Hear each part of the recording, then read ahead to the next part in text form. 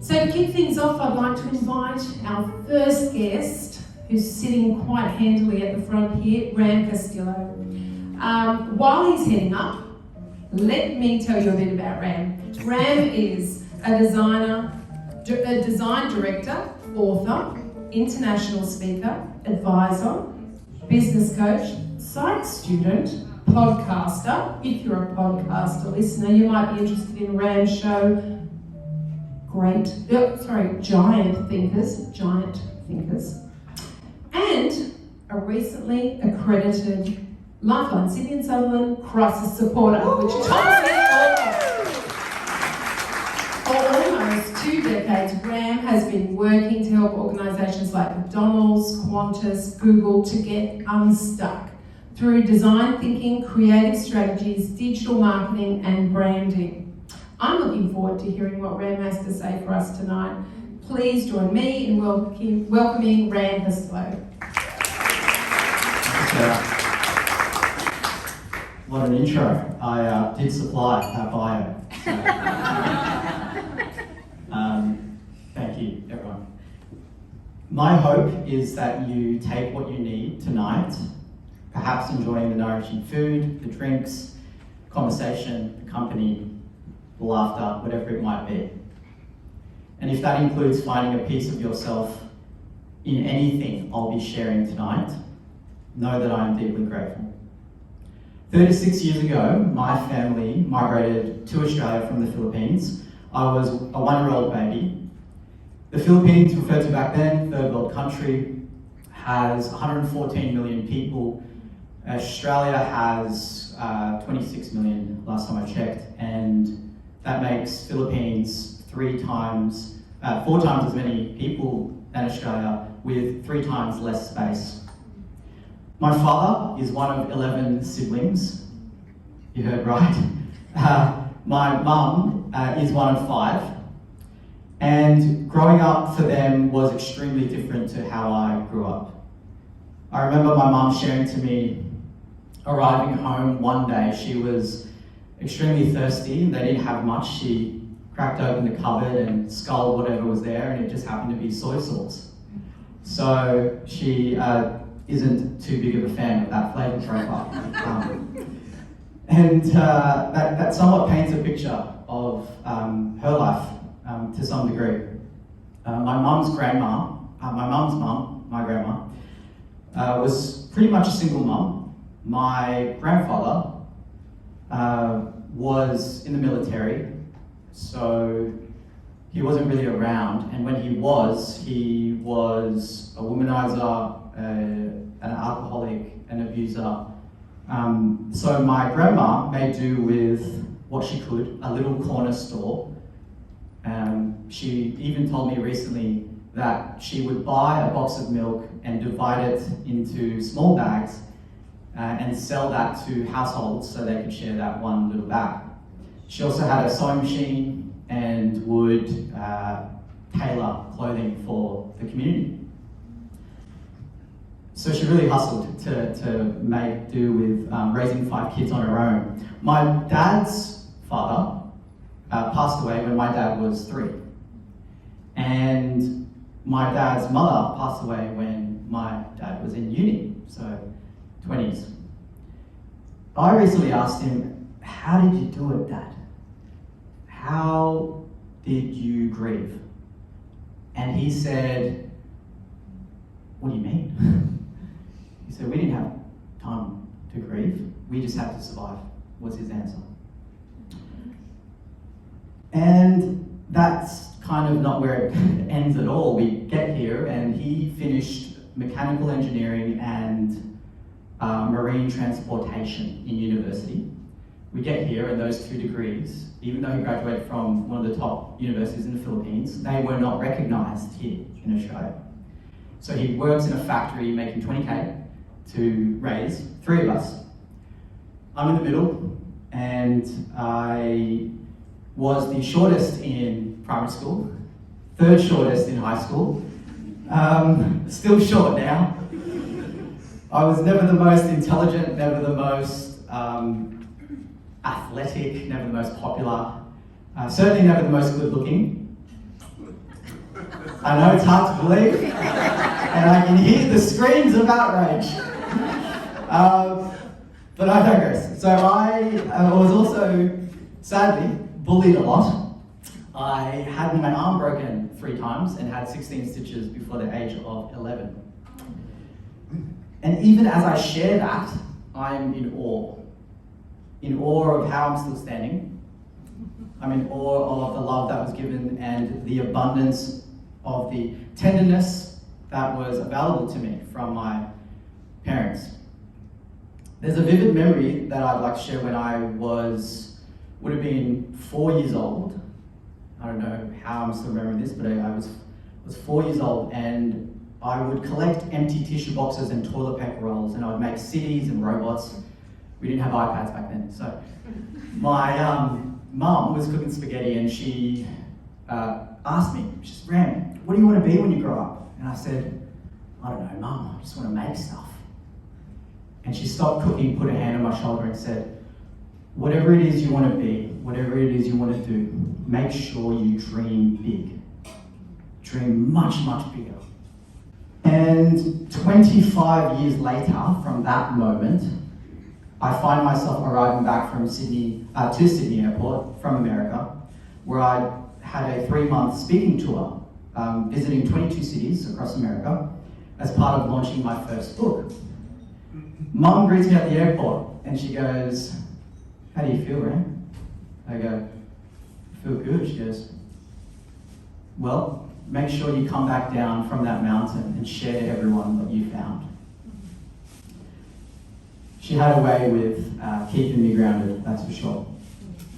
These are just some of the more quiet yet important details that don't appear on the bio, the resume, the content creation that I love to do, those polished, packaged and filtered expressions that we see online. Unlike Lifeline, the calls, the interactions, it's as real as it gets from my vantage point. Lifeline crisis support. I always said I'd love to do it. I always said one day I'd love to be a lifeliner. But I was quickly met with, I could never really do that. I could never really be that courageous.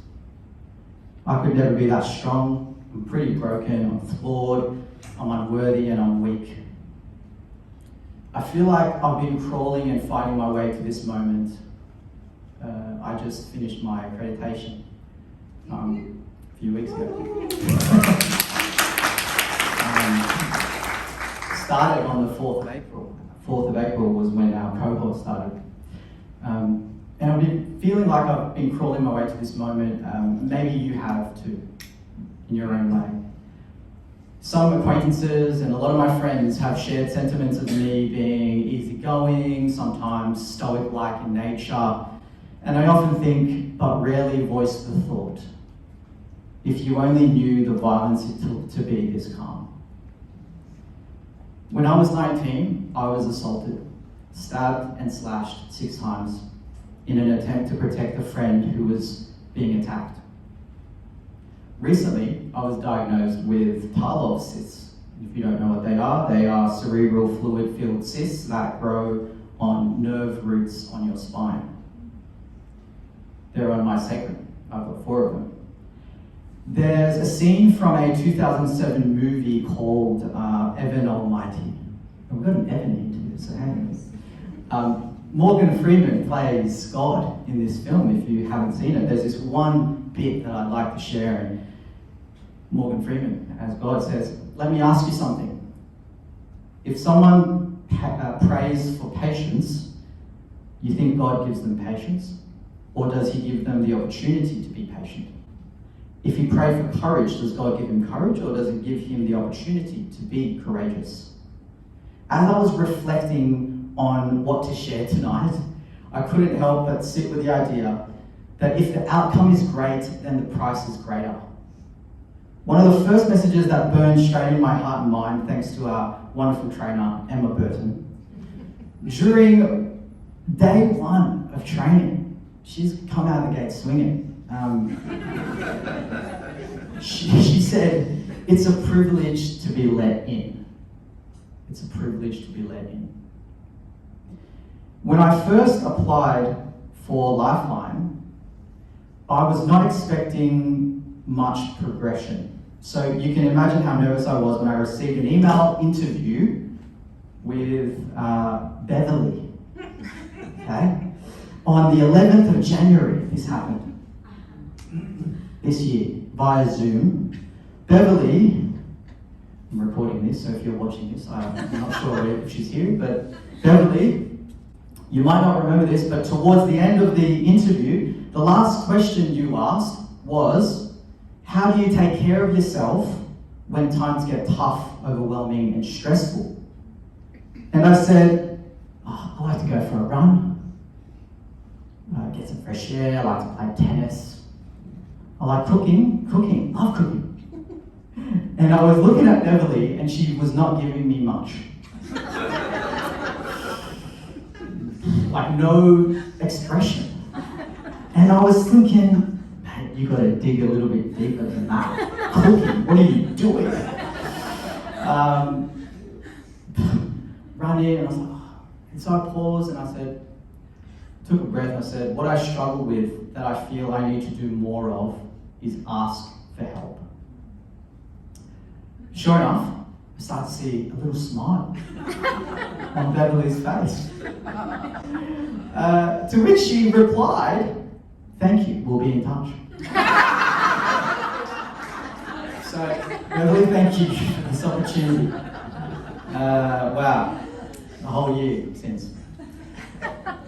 I think we all have our own version of this, of keeping our heads in the clouds and our feet on the ground, of dreaming big, as my mom would say. And in this process, getting knocked down over and over and over again, but getting back up just that one more time. And sometimes when wearing the Lifeline hat, it's that one more shift, it's that one more call. Earlier in my career, when I was in design, I had many mentors, and one of them said, we don't rise to the level of our expectations, we fall to the level of our training. I've shared that to some of you. And there are variations of that actually. But what my mentor was emphasizing was that we can't just think and wish and desire our way into something. He then went on to say that if it were that easy, then we'd all be doctors, billionaires with six-pack abs. His point really landed, and it hasn't left me. There's no avoiding the arena. There's no avoiding the sacrifice and the work. I've shared to some of you that my stage 2, the student placement, where a mentor would listen to your calls. I had a lot of imminent calls in that stage. One shift, I had 3 back-to-back. What are the chances of that? Harriet, she was madly lip saying, oh my God. Like we were like, it was just intense. And Harriet was one of my main mentors. Sorry, but thank you for everything. Upon reflection, I thought not everyone can land a plane in an emergency, but you can with quality training. This is how I feel about training at Lifeline. It is world-class training, and I've been to a lot of training. And we are landing a plane every single call, with the exception of hang-ups and some unwelcome calls. And there is what psychologist Lev Vygotsky coins as the zone of proximal development, which is the space between what a learner can do without assistance and what a learner can do with guidance in collaboration with more capable peers. Also known as scaffolding. This is good revision for me. Just like we see structural reinforcement on construction sites, buildings, support until one can stand on their own.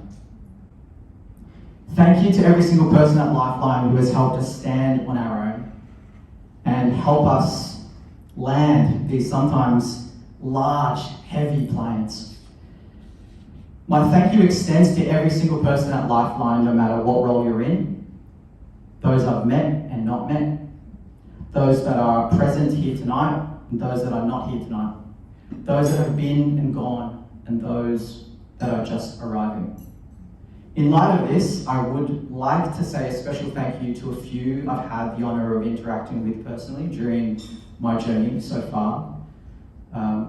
Wendy, Warren, Alyssa, Sarah, Jane, Peter, Linda, Sophie, Jennifer, Liz, Arlene, Harriet, and Emma. I love you all very dearly. Thank you to everyone at Lifeline. Tonight is what my good friend Pete Cohen would refer to as a stop moment, a chance to celebrate, to sit up on top of that mountain and enjoy the view. In a world where sometimes it can feel like we're just gasping for breath, there's a quote I love by author Steve Goodyear, who said that it is a mistake to think that moving fast is the same as actually going somewhere. I give my gratitude to Lifeline, enabling us to stop and catch our breath. Accessing tools like the CARE framework to help others and even ourselves. There's a time in our lives when we weren't Lifeline crisis support workers. Remember when I said, I could never do that, and yet I'm doing it. And if you ever thought the same, then we're doing it together.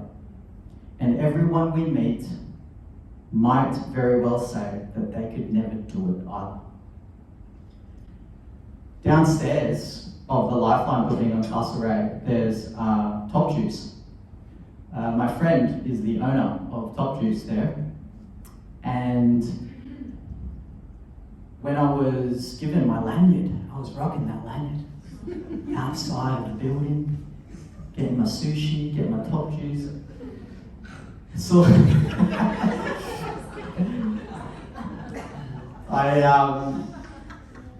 I saw her doing a shift there, which is very rare. She's usually not in that store, and I said, hey, I haven't seen you in ages, it's been 3.5 years. And so we were chatting, and she said, what are you doing now? She was like, what's that? You got Lifeline? I go, yeah, it's my Lifeline. I'm in Lifeline now. And so we chatted a bit. She was quite inquisitive about the journey I'd taken. But then we talked about other stuff. The following day, I get a message from her, and in her words, I'll just read it. She said, it was so great to see you. I'm actually going to apply for Lifeline as a volunteer. I registered today. I take it as a universal sign seeing you yesterday. I am just one person with one story. There are so many of us with different testaments of courage, resilience, and overcoming. There is so much of life that happens well before being a Lifeline crisis support worker. I applaud you, every one of you, for everything you've been through, and for the continual service to ensure that no person in Australia has to face their darkest moments alone. And however you receive my messages tonight, I hope you know how deeply loved and cherished you are. Thank you so much.